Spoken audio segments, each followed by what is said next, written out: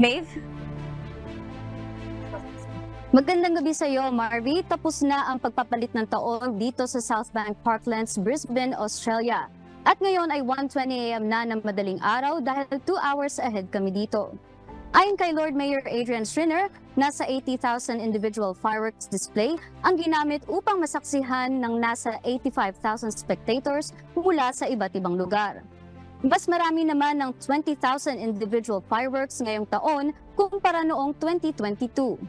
Kaninang 8:30 PM dito or 6:30 PM sa Pilipinas, nagdaos ng family-friendly at alcohol-free fireworks display ang City of Brisbane na tumagal ng 10 minuto, kasabay ng iba't ibang libreng entertainments para sa lahat ng spectators.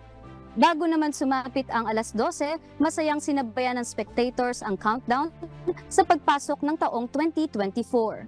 Mula kanina hanggang mamayang umaga, 5:30 AM Brisbane time, libreng makakasakay ng bus, train at ferry ang publiko kaugnay ng selebrasyon.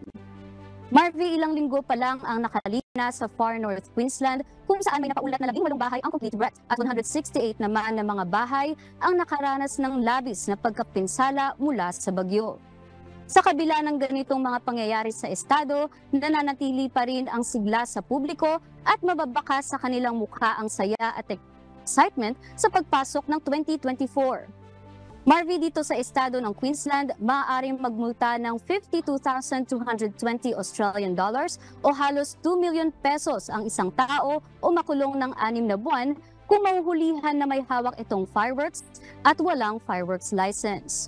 Hanggang sa mga oras na ito ay wala pa naman na pauulat na kaguluhan o road accident kaugnay ng year-end celebration dito sa Brisbane at patuloy na magpapatrolya ang mga pulis sa kahabaan ng Brisbane City. Yan muna ang latest mula rito sa Southbank Parklands dito sa Brisbane, Queensland, Australia. Back sa iyo, Marvy. Maraming salamat, Maeve and Dog, mula sa Brisbane, Australia.